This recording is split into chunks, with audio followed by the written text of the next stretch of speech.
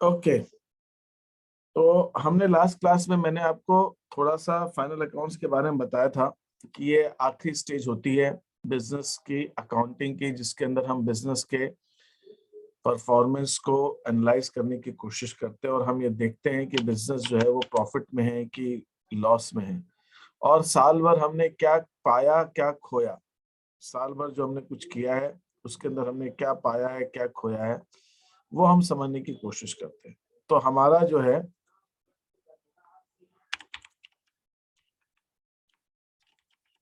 ये पर्पस होता है फाइनल अकाउंट्स बनाने का, तो जिससे बिजनेस की प्रोग्रेस क्या है, प्रोग्रेस कैसी चल रही है, उसे हम जान पाते हैं। अब इसके लिए हम क्या करते हैं, मैंने मोटे तौर पे ये बताया था कि इसके अंदर दो तरह के स्टेटमेंट बनते हैं। अब हम उनकी बात करते हैं। दो तरह के स्टेटमेंट बनते हैं, वन इज इनकम स्टेटमेंट और दूसरा है हमारा पोजीशन स्टेटमेंट।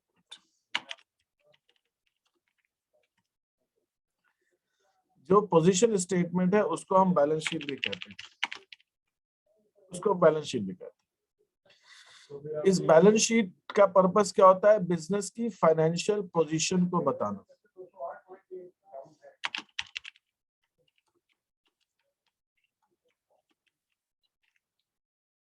और इनकम स्टेटमेंट का पर्पस क्या होता है, टू नो द प्रॉफिट और loss of the business. Business का प्रॉफिट लॉस जानने का पर्पस होता है इनकम स्टेटमेंट का, और पोजीशन स्टेटमेंट का होता है फाइनेंशियल पोजीशन जानने का। अब इसके अंदर हम आगे बढ़ते हैं। ये जो हमारा इनकम स्टेटमेंट है इसका फॉर्मेट कैसा है, देखिए पहली चीज ये है कि अगर हमें बिजनेस का प्रॉफिट लॉस जानना है, मैंने आपको बताया हमारे 5 तरह के अकाउंट्स होते हैं। एक होते हैं एसेट्स,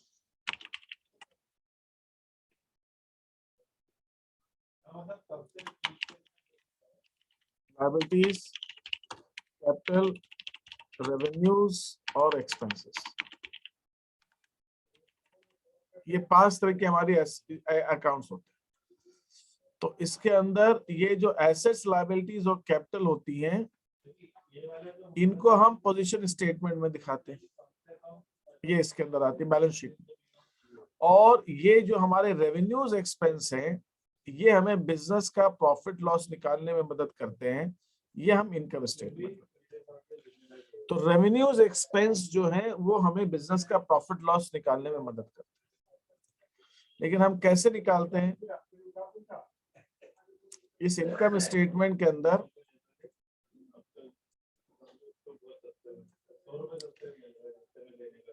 हम यहाँ पे रेवेन्यूज लिखते हैं। अच्छा, पहली बात एक सिंपल सा before I proceed, revenues expense और प्रॉफिट लॉस कैसे निकालते हैं, बड़ा सिंपल सा कैलकुलेशन। रेवेन्यूज में से हम एक्सपेंसेस को घटा दें, एक्सपेंसेस को घटा दें। तो अगर रेवेन्यूज ज्यादा है और एक्सपेंसेस कम है तो प्रॉफिट आ जाएगा, और अगर एक्सपेंसेस ज्यादा है रेवेन्यूज कम है तो हमको लॉस हो जाएगा। तो रेवेन्यूज में से हम एक्सपेंसेस को घटाएंगे तो हम बिजनेस का प्रॉफिट लॉस निकाल सकते हैं, सीधी सी बात। ये जो चीज मैंने यहाँ पे आपको लिखकर बताई है इस ढंग से, इसी चीज को हम अकाउंट के फॉर्मेट में लिखते हैं। अगर अकाउंट में के फॉर्मेट में लिखें तो हम राइट हैंड साइड में, उस अकाउंट के राइट हैंड साइड में रेवेन्यूज लिखेंगे और लेफ्ट हैंड साइड में एक्सपेंसेस लिखेंगे। और हम क्या करते हैं, ये जो रेवेन्यूज का जो टोटल है, इस टोटल में से एक्सपेंसेस को हम माइनस करते हैं, और अगर रेवेन्यूज ज्यादा है तो वो हमारा प्रॉफिट हो गया। बस जैसे बैलेंस निकालते हैं ना अकाउंट का, एक साइड का टोटल करके बैलेंस, तो इसका मतलब अगर हमारा क्रेडिट टोटल ज्यादा है तो जो बैलेंस है वो हमारा प्रॉफिट हो जाएगा, और अगर डेबिट साइड का टोटल हमारा ज्यादा है, इन केस अगर हमारा डेबिट साइड का टोटल ज्यादा है, एक्सपेंसेस ज्यादा है, तो जो बैलेंस है, डिफरेंस है, वो हमारा लॉस हो जाएगा। इस ढंग से हम चीजों को करते हैं। तो यही काम हम इनकम स्टेटमेंट में करेंगे। हमें अगर निकालना है तो हम एक साइड सारे अपने रेवेन्यूज लिखेंगे और दूसरी साइड हम एक्सपेंसेस लिखेंगे। और रेवेन्यूज की टोटल में से एक्सपेंसेस को घटाएंगे तो हमको प्रॉफिट आ जाएगा। सीधी सी बात, this is what we do. तो इनकम स्टेटमेंट का काम ये है। और बैलेंस शीट के अंदर जब हम बैलेंस शीट बनाते हैं तो बैलेंस शीट में भी हमारी दो साइड्स होती हैं। एक साइड हम एसेट्स लिखते हैं सारी की सारी, लेफ्ट हैंड साइड में हम लायबिलिटीज लिखते हैं और हम कैपिटल लिखते हैं। ये जो हमने यहाँ पर इनकम स्टेटमेंट में प्रॉफिट निकाला है इसको हम यहाँ पर कैपिटल में ट्रांसफर करके ऐड कर देते हैं। तो बेसिकली कैपिटल के अंदर हम प्रॉफिट को ऐड कर देते हैं। एंड देन हम जानते हैं कि assets is equal to liabilities plus capital. तो इस साइड का जो टोटल है राइट हैंड साइड का वो लेफ्ट हैंड साइड के टोटल से बराबर है। This is what we do in the balance sheet. तो कुल मिला के कुछ ऐसा हम काम करते हैं। मैं फिर से रिपीट कर देता हूं, हमारे 5 तरह के अकाउंट्स होते हैं, assets, liabilities, capital, revenues and expenses. तो जो हमारी एसेट्स, लायबिलिटीज और कैपिटल होती है उनको हम बैलेंस शीट में दिखाते हैं। राइट हैंड साइड में हम एसेट्स दिखाते हैं, लेफ्ट हैंड साइड में हम कैपिटल दिखाते हैं, लायबिलिटीज और कैपिटल दिखाते हैं। और हम जानते हैं कि एसेट्स, लायबिलिटीज और कैपिटल के बराबर होती है, तो दोनों साइड का टोटल बराबर आएगा। फिर ये जो रेवेन्यूज एक्सपेंसेस है, इन रेवेन्यूज एक्सपेंसेस को हम अपने इनकम स्टेटमेंट में दिखाते हैं। तो हमारे रेवेन्यूज का जो टोटल होता है उसमें से हम एक्सपेंसेस घटाते हैं, हमको प्रॉफिट आ जाता है। ये जो प्रॉफिट है इस प्रॉफिट को हम बैलेंस शीट में कैपिटल में ऐड कर देते हैं। और सर अगर लॉस हुआ तो माइनस कर देंगे। कैपिटल लॉस हुआ तो कैपिटल में से माइनस कर। जो कुछ मैंने यहां तक बताया इसमें किसी को कोई डाउट है, क्वेश्चन है, कोई प्रॉब्लम है तो पूछिए मेरे से। अब हम बात करते हैं इनकम स्टेटमेंट। हाँ, एनी मोर क्वेश्चंस, किसी कुछ पूछना है?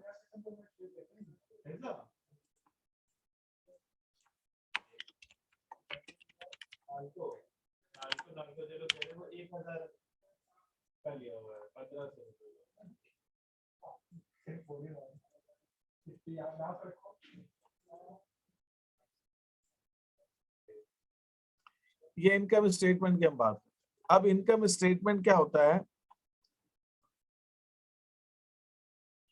Just a minute.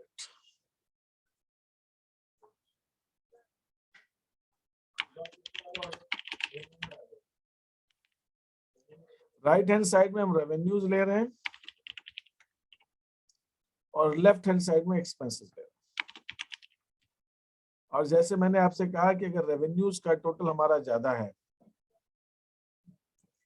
और एक्सपेंसेस का टोटल कम है तो जो डिफरेंस है ये हमारा प्रॉफिट हो जाएगा।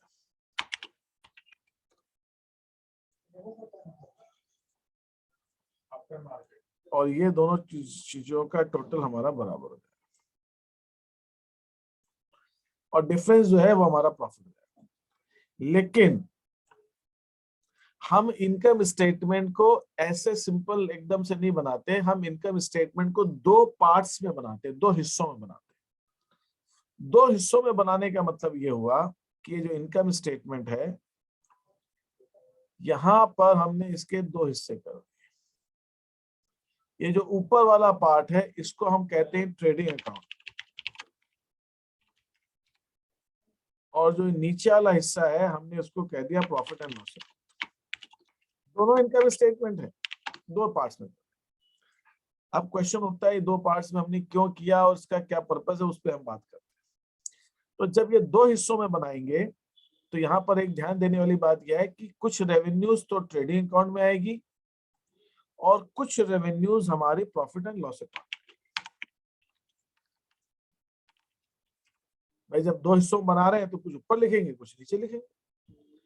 एक्सपेंसेस भी जो ये हमारे हो रहे हैं, एक्सपेंसेस कुछ ट्रेडिंग अकाउंट में आएंगे और कुछ एक्सपेंसेस हम प्रॉफिट एंड लॉस अकाउंट में लिखेंगे। अब सवाल ये उठता है कि भाई कौन से एक्सपेंसेस कौन सी रेवेन्यूज ट्रेडिंग में आएगी, पीएनएल अकाउंट में, कैसे डिसाइड करें? तो इसका एक तरीका सिंपल सा ये है कि जो पहले एक्सपेंसेस की तरफ आते हैं, एक्सपेंसेस समझना ज्यादा आसान है। जो एक्सपेंसेस डायरेक्ट एक्सपेंसेस होते हैं अच्छा, मतलब हम ये कहते हैं कि हम ट्रेडिंग अकाउंट में जो एक्सपेंसेस लिखते हैं वो सारे के सारे हमारे डायरेक्ट एक्सपेंसेस। तो ये डायरेक्ट एक्सपेंसेस कौन से होते हैं? ये डायरेक्ट एक्सपेंसेस होते हैं जो हमने गुड्स खरीदने में दिए, परचेज ऑफ गुड्स में, या गुड्स के प्रोडक्शन पे दिए। मैन्युफैक्चरिंग। सॉरी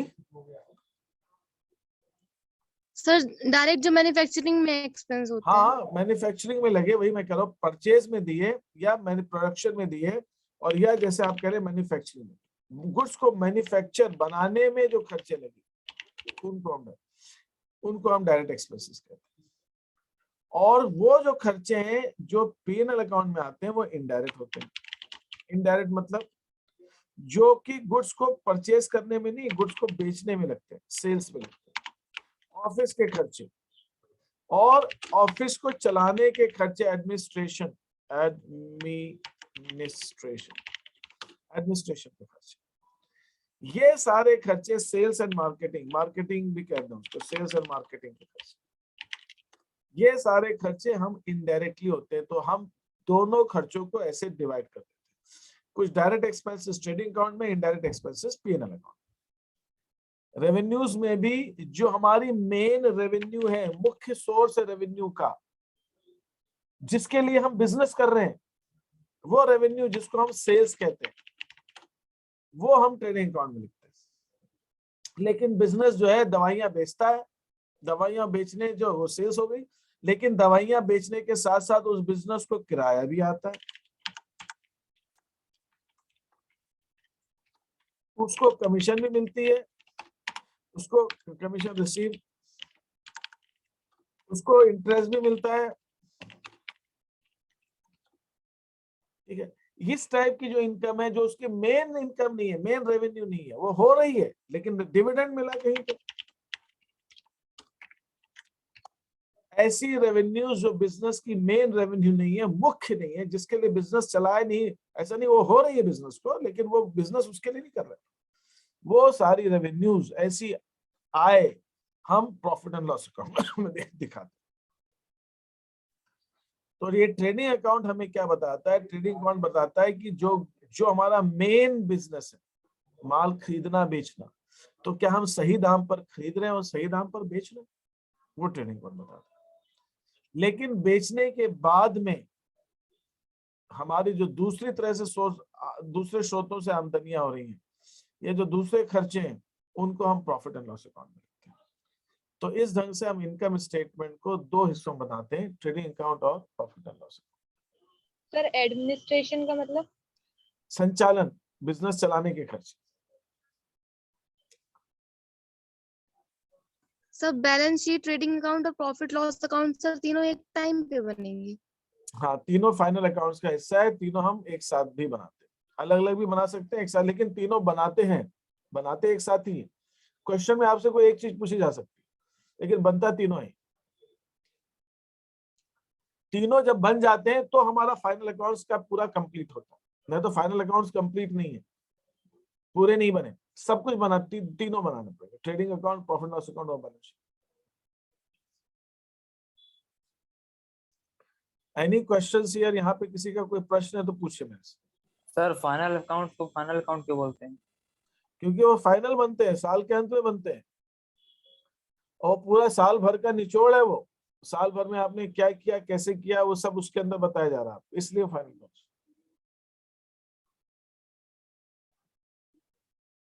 ब्रोकरेज क्या होता है?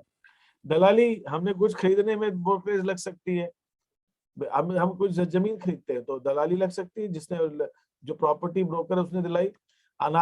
इवन रॉ मटेरियल में भी होता है, मंडियों में जो किसानों से सामान खरीदा जाए तो उसमें भी दलाली लगती है, तो ब्रोकरेज दलाली हो गई, हमने किसी को दिया कमीशन। और सर रॉयल्टी? शेयर खरीदने में भी दलाली लगती है। हाँ, रॉयल्टी मतलब हम जब माइन से, जमीन से कोई चीज निकालते हैं, ऑयल निकाल रहे हैं, मिनरल निकाल रहे हैं, हम पेट्रोलियम गैस निकाल रहे हैं, तो जिसकी वो माइन होती है उसको हमें रॉयल्टी देनी पड़ती है। किसी की हम कोई एसेट यूज कर रहे हैं तो हम उसके बदले में जो पेमेंट करते हैं वो रॉयल्टी। सर फिर पेनल्टी क्या होता है? हाँ, पेनल्टी? पेनल्टी तो एक किसी चीज का लेट पेमेंट करने की वजह से या कुछ और करने की वजह से जो अपने को एक्स्ट्रा चार्ज लगता है, एक पनिशमेंट लगता है, कुछ हमें कुछ एक सजा के तौर पे कुछ राशि देनी पड़ती है, वो पेनल्टी।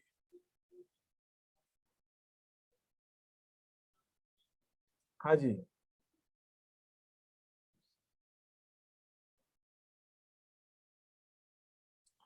एनी क्वेश्चंस यहाँ पे? किसी को कोई और क्वेश्चन पूछना है? सर इसमें इनकम अगर टैक्स, जैसे एक है, हाँ क्या चीज? इनकम टैक्स इनकम टैक्स खर्चे में, प्रॉफिट एंड लॉस अकाउंट में आएगा, खर्चा है वहाँ। हाँ, अभी और किसी ने कुछ पूछा था? सर इसी में एंट्री में सर सेल्स रिटर्न हो जाता है, तो फिर इसी में अगर इसी एंट्री में sir loss and debit account में सर वो अगर एंट्री में सर यानी कि सेल्स रिटर्न हो जाता है सर, मैं समझ नहीं पा रहा हूँ। सर तो सेल्स यही रिटर्न कब? सेल्स रिटर्न सेल्स में से घटाएंगे, ट्रेडिंग अकाउंट में से घटाएंगे। Trading account. ट्रेडिंग सेल्स से ट्रेडिंग अकाउंट में आया, उसमें से हम सेल्स रिटर्न्स घटाएंगे, परचेज रिटर्न्स परचेज में से घटाएंगे। अब मैं इसका आपको एक फॉर्मेट दिखाता हूं, इसका मैं आपको एक फॉर्मेट दिखाने की कोशिश करता हूं, जिसके अंदर आप देखेंगे कि ये पूरा हमारा दिखता कैसे।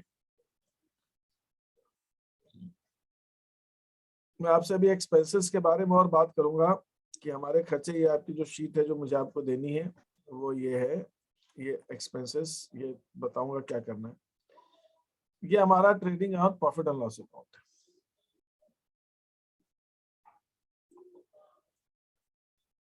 ये ट्रेडिंग, ऊपर वाला हिस्सा ट्रेडिंग है, नीचे वाला प्रॉफिट लॉस। तो इसके अंदर हमने, ये हमारा ट्रेडिंग अकाउंट है, इसके अंदर हम सबसे पहले ऊपर लिखते हैं ओपनिंग स्टॉक, जो साल के नया बिजनेस है, बिजनेस का पहला साल है तो ओपनिंग स्टॉक नहीं होगा, लेकिन अगर चलता हुआ बिजनेस है तो पिछले साल का जो क्लोजिंग स्टॉक बच गया था वो इस साल का ओपनिंग स्टॉक। फिर हम इसमें से परचेज में से परचेज रिटर्न में यहां लिखेंगे परचेजेस, इसमें से परचेज रिटर्न्स को घटाएंगे और जो नेट अमाउंट आएगा वो बाहर लिख देंगे। फिर जो भी डायरेक्ट एक्सपेंसेस है, तो ये पहले तो ओपनिंग स्टॉक लिखना है, फिर परचेज लिखना है। फिर जो खर्चे लिखने हैं उनमें आप कोई भी खर्चा पहले लिख सकते हो, डायरेक्ट एक्सपेंस कोई भी डायरेक्ट एक्सपेंस बाद में। इसका कोई सीक्वेंस नहीं, इसका कोई क्रम नहीं है कि ये खर्चा पहले लिखा जाएगा, ये खर्चे में कोई भी ऊपर नीचे हो सकता है।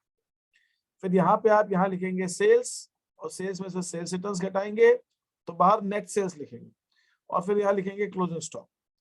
फिर आपको क्या करना है, इन दोनों का टोटल आप यहाँ लिखेंगे, इस टोटल में से आप ये वाला टोटल घटाएंगे तो आपको ग्रॉस प्रॉफिट आ जाएगा। ये ग्रॉस प्रॉफिट जो आप निकालते हैं ट्रेडिंग अकाउंट में, इस ग्रॉस प्रॉफिट को यहाँ निकाल के आप नीचे ट्रांसफर करेंगे और नीचे अब आपका profit and loss account start हो जाएगा। प्रॉफिट एंड लॉस अकाउंट के अंदर आपको क्या करना है कि सबसे पहले आप ग्रॉस प्रॉफिट लिख रहे हैं, उस ग्रॉस प्रॉफिट में आप इनडायरेक्ट खर्चों को घटाएंगे, उसके अंदर आप इनडायरेक्ट एक्सपेंसेस को घटाएंगे। ये ग्रॉस प्रॉफिट है। और अगर दूसरी आमदनियां हैं, इनडायरेक्ट इनकम है, रेंट रिसीव, कमीशन रिसीव, वो भी आप यहाँ लिखेंगे, और फिर आप इस टोटल में से ये खर्चे घटाएंगे। फिर जो आपके पास बचेगा वो है आपका नेट प्रॉफिट, और अगर डेबिट साइड ज्यादा है तो नेट लॉस। तो मैं आपको जो शीट दे रहा हूं, उस शीट के अंदर मैंने एक क्वेश्चन दिया है, लेकिन ये फॉर्मेट बनाकर दिया है, आपको कुछ नहीं करना है, यही इसको कॉपी करके इसी तरह से आपको इन आइटम्स के अमाउंट को लिखना है, इनमें जो राशियां दी गई है वो अमाउंट को लिखना है और प्रॉफिट निकालना, इतना सा काम है भैया।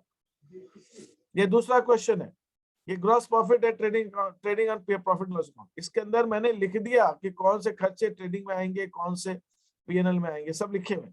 आपको तो बस इसी सीक्वेंस में लिखना है और अमाउंट ऊपर से लेना है और ग्रॉस प्रॉफिट निकालना। तीसरा क्वेश्चन। सर हाँ बोलिए। सर जैसे एक डायरेक्ट एक्सपेंसेस ले लिया वेजेस, और एक इनडायरेक्ट हो गया सैलरी एंड वेजेस आ गया, तो फिर क्या वो लिखेंगे? मैं बताता हूँ, वो मैं अभी आ रहा हूँ एक्सपेंसेस का। फिर ये तीसरा क्वेश्चन है, इसके अंदर trading account, profit and loss account और बैलेंस शीट तीनों है बनाना। फॉर्मेट बना के दिया हुआ है, आपको बस उसके हिसाब से चीजें लिखनी है। यहाँ पे आपको कैपिटल लिखनी है, जो प्रॉफिट आया वो जोड़ना है, दोनों को जोड़ के जो अमाउंट आया वो लिखना है। फिर यहाँ पे ड्राइंग्स लिखनी है, ड्राइंग्स घटेगी, ये ड्राइंग्स माइनस हो जाएगी, घटाने के बाद जो नेट अमाउंट आएगा वो आपको बाहर लिखना है, और फिर इन दोनों का टोटल आपको निकाल देना, ये हिसाब से लिखना है। तो ये आपको 3 क्वेश्चन के करने रहेंगे। अब ये जो पहला पेज है, इसके अंदर मैंने ये बताने की कोशिश की कि कौन से खर्चे डायरेक्ट होते हैं, कौन से इनडायरेक्ट होते हैं।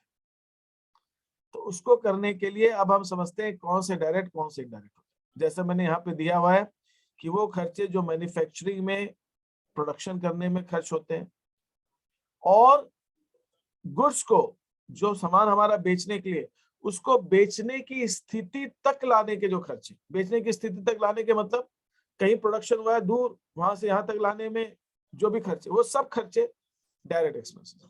लेकिन एक बार गुड्स बेचने की स्थिति में आ गए, प्रोडक्शन हो गया, उसके बाद जो ऑफिस के खर्चे हैं, एडमिनिस्ट्रेशन के खर्चे हैं, सेलिंग के खर्चे हैं, डिस्ट्रीब्यूशन के, वो सब हमारे इनडायरेक्ट खर्चे।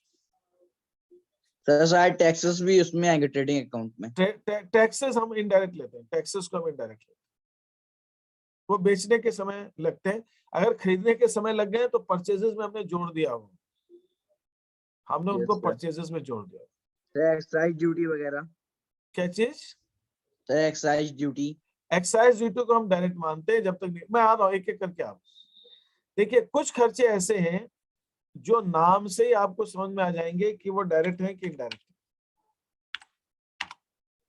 ठीक है, ये आप देखिए, जहां पे फैक्ट्री आ रहा है, जहां पे मैन्युफैक्चरिंग शब्द आ रहा है, जहां पे मैन्युफैक्चरिंग शब्द आ रहा है, फैक्ट्री आ रहा है, वहां पे हम उन सब खर्चों को हम डायरेक्ट मानते हैं। ये फैक्ट्री लाइटिंग, फैक्ट्री रेंट, ये फैक्ट्री वर्ड आ रहा है, इसके आगे मैन्युफैक्चरिंग आ रहा है, तो ये हमारे डायरेक्ट हो गए, ये दिख ही रहा है, नाम से दिख रहा है।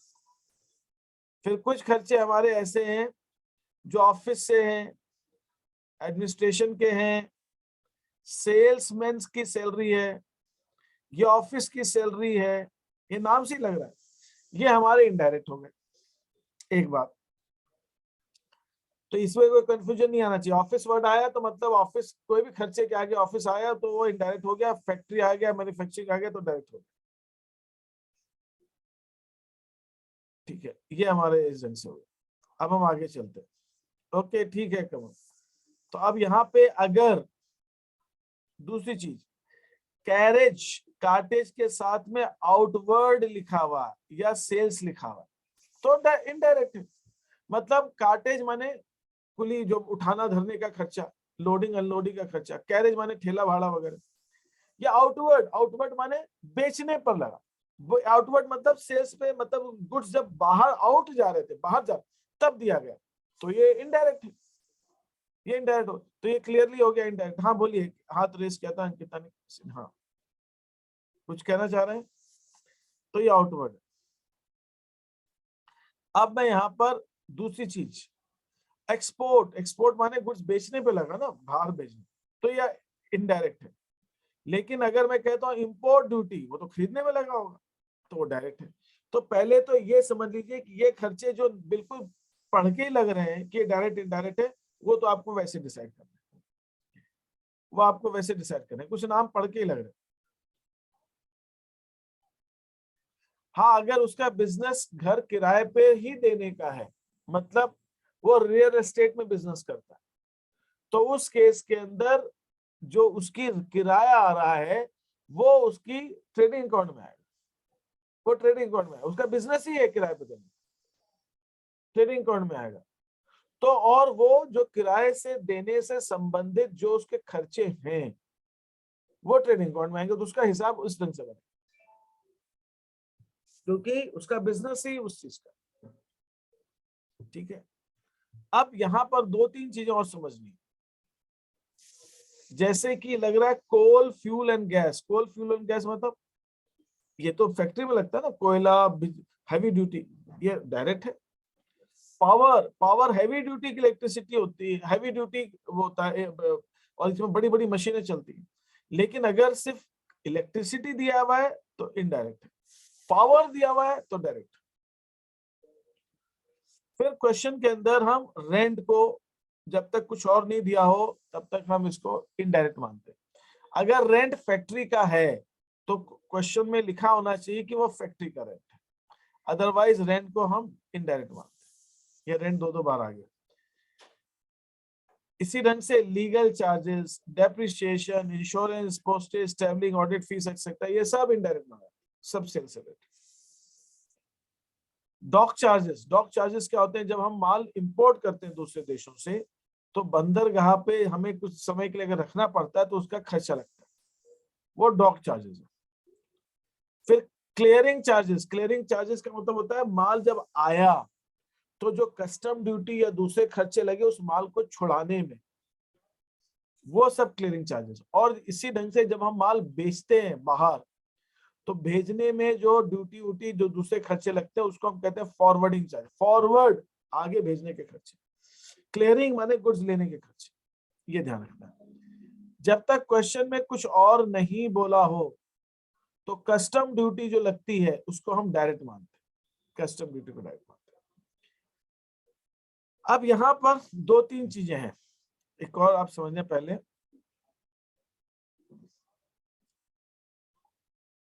एक है फ्रेट माने भाड़ा, मतलब एक जगह से दूसरी जगह।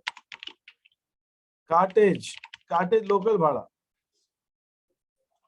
फिर कैरेज, उठाना धरना, ये सब खुली वली का समझ।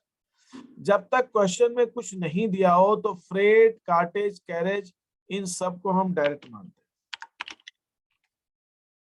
लेकिन अगर क्वेश्चन आपसे चाहता है कि आप इस फ्रेट को, कार्टेज को, कैरेज को, इनमें से किसी को इनडायरेक्ट मानिए तो उनको फ्रेट, कैरेज, कार्टेज के साथ में आउट या आउटवर्ड या ऑन सेल्स लिखना पड़ेगा। अगर कैरेज, कार्टेज, फ्रेट के साथ आउटवर्ड या ऑन सेल्स नहीं लिखा है तो हम इनको बाय डिफॉल्ट डायरेक्ट ही मानते हैं। फ्रेट, कैरेज, कार्टेज डायरेक्ट ही मानते हैं। और या तो इनके साथ आपको ये दिया जा सकता है कि फ्रेट इनवर्ड, या दिया जा सकता है ऑन परचेजेस, मतलब खरीदने में इन या इनवर्ड। तो जो अगर गुड्स खरीदने में अगर आपको देखिए इन या आउट दिया हुआ है तब तो कोई बात ही नहीं, इन है तो डायरेक्ट है, आउट है तो इनडायरेक्ट। लेकिन इन आउट नहीं दे रखा, सिर्फ फ्रेट, कैरेज, कार्टेज दिया हुआ है तो डायरेक्ट मानना, बस सीधी सी बात है, बाय डिफॉल्ट डायरेक्ट है। इनवर्ड लिखा हो तो डायरेक्ट है, डायरेक्ट है। जैसे इसी ढंग से कुछ चीजें ऐसी हैं कि जब हम बात करते हैं वेजेस की तो वेजेस माने मजदूरी, तो इसको हम डायरेक्ट मानते हैं। और सैलरीज तो हम इनडायरेक्ट मानते हैं। ऑफिस के खर्चे है, सैलरी मानते हैं, ऑफिस में दिया गया, मजदूरी फैक्ट्री में लगी होगी। लेकिन इसका मतलब ये नहीं है कि मजदूरी सिर्फ फैक्ट्री में लग सकती है, ऑफिस की मजदूरी। लेकिन अगर ऑफिस वेजेस है तो क्वेश्चन में बताना पड़ेगा कि वो ऑफिस वेजेस है। क्वेश्चन में देना पड़ेगा कि वो अनप्रोडक्टिव वेजेस है, ऑफिस वेजेस है, अनप्रोडक्टिव वेजेस है, ऐसा क्वेश्चन में देना पड़ेगा। अनप्रोडक्टिव माने प्रोडक्शन, तो हम उसको डायरेक्ट इनडायरेक्ट मान सकते हैं। लेकिन अगर सिर्फ वेजेस दिया हुआ है, सिर्फ तो हम उसको डायरेक्ट मानते हैं। इसी ढंग से सैलरीज को जब तक क्वेश्चन में कुछ नहीं दिया हो तो हम इनडायरेक्ट मानते हैं, मतलब प्रॉफिट एंड लॉस में लिखेंगे। लेकिन अगर फैक्ट्री की है तो क्वेश्चन में लिखना पड़ेगा उसको कि फैक्ट्री की सैलरीज, या लिखना पड़ेगा मैन्युफैक्चरिंग की सैलरीज, या लिखना पड़ेगा फैक्ट्री मैनेजर की सैलरी, ऐसा लिखना पड़ेगा। तब जाके हम उसको डायरेक्ट मान सकते हैं। अदरवाइज सिर्फ सैलरीज है तो हम उसको डायरेक्ट ही इनडायरेक्ट मानेंगे, या क्वेश्चन में ये लिखना पड़ेगा।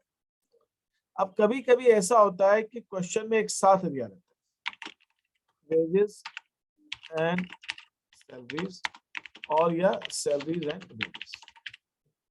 अब सवाल उठता है दोनों एक साथ दे दिया तो हम क्या करें?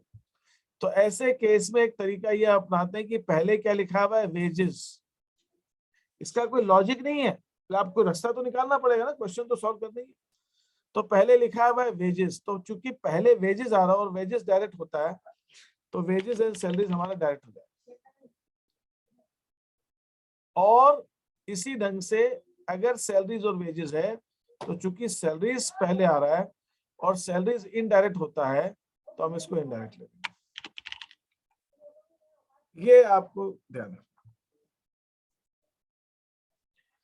Charity is indirect, charity indirect होता है।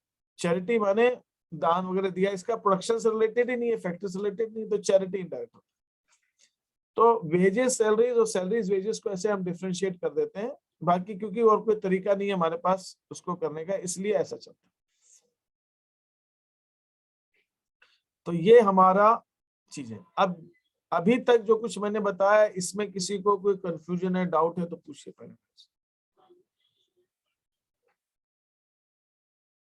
ठीक है, अब मैं आपको जो एक शीट भेज रहा हूं, ये शीट आपको सॉल्व करनी रहेगी। इसमें करना क्या, आपको करना यह है कि यहाँ पे पहले तो आप ये खर्चों के नाम लिखेंगे और उसके आगे लिखेंगे ए है कि बी है, या आप डायरेक्ट लिख दीजिए ए माने डायरेक्ट एक्सपेंस, बी माने इनडायरेक्ट एक्सपेंस। तो आपको ये बताना है एक्साइज ड्यूटी डायरेक्ट है कि इनडायरेक्ट, रॉयल्टी डायरेक्ट है कि इनडायरेक्ट है। आपको दिक्कत आए तो आप ये ऊपर वाली लिस्ट देख सकते हो, इसमें मैंने जहां तक हो सके सारे खर्चे दे दिए, कुछ छूट गया हो तो बात नहीं, और आपको उसमें समझ में आएगा क्या लेना। फिर उसके बाद ये क्वेश्चन है, फर्स्ट क्वेश्चन, इसको सॉल्व करना है। ये फॉर्मेट दिया हुआ है, आपको यही फॉर्मेट बनाना है और आपको कंप्लीट करना है। इसी ढंग से सेकंड क्वेश्चन और इसी ढंग से थर्ड क्वेश्चन। तो इससे आपको ये समझ में आएगा कि trading account, profit and loss account और बैलेंस शीट का एक्चुअल में फॉर्मेट कैसा होता है, उसको बनाने का प्रारूप जो है वो क्या है, और हमें कौन सी चीजों को कैसे लिखना है, ये आपको समझ आएगा। फिर मैं आपको क्वेश्चन दूंगा जिसमें फॉर्मेट नहीं होगा, आपको क्वेश्चन के बेसिस पे बनाना पड़ेगा। ठीक है, यहाँ तक किसी को कोई प्रॉब्लम है, कुछ डाउट है तो पूछिए। Sir non operating expense and income क्या होती है? नॉन ऑपरेटिंग एक्सपेंस और इनकम वो होती है कि जो बिजनेस की मेन, जिस चीज का बिजनेस है, जिस चीज के लिए काम कर, उससे संबंधित नहीं है। अब लॉस बाय फायर हुई, लॉस बाय फायर, अब लॉस बाय फायर जो है वो बिजनेस का रिलेटेड है ही नहीं, ना डायरेक्ट है ना इनडायरेक्ट है, कुछ भी नहीं है, ये तो लॉस बाय फायर हो गया। चैरिटी है, चैरिटी का कोई लेना देना नहीं बिजनेस, वो तो आपकी इच्छा है, आपने दी, नहीं इच्छा नहीं। तो नॉन ऑपरेटिंग इनकम मतलब जो हमारा मेन सोर्स ही नहीं इनकम का, जिसके लिए हम कर ही नहीं रहे काम लेकिन हो रही है हम, वो हमारा नॉन ऑपरेटिंग इनकम। ठीक है, जो चीज आपके मेन व्यवसाय से जुड़ी हुई है या व्यवसाय से संबंधित है वो ऑपरेटिंग है, और जो संबंधित नहीं है वो नॉन ऑपरेटिंग। कुछ खर्चे ऐसे होते हैं जो व्यवसाय से संबंधित नहीं भी होते, और कुछ होते हैं जो संबंधित होते हैं। हाँ, balance closing stock balance sheet में भी शो होगी और ट्रेडिंग अकाउंट में शो, दोनों में शो। कुछ स्थितियों में शो नहीं होती है, उसकी हम बात करेंगे बाद में। Any other query? यहां तक क्लियर है सबको? Yes sir. ठीक है, Yes, sir.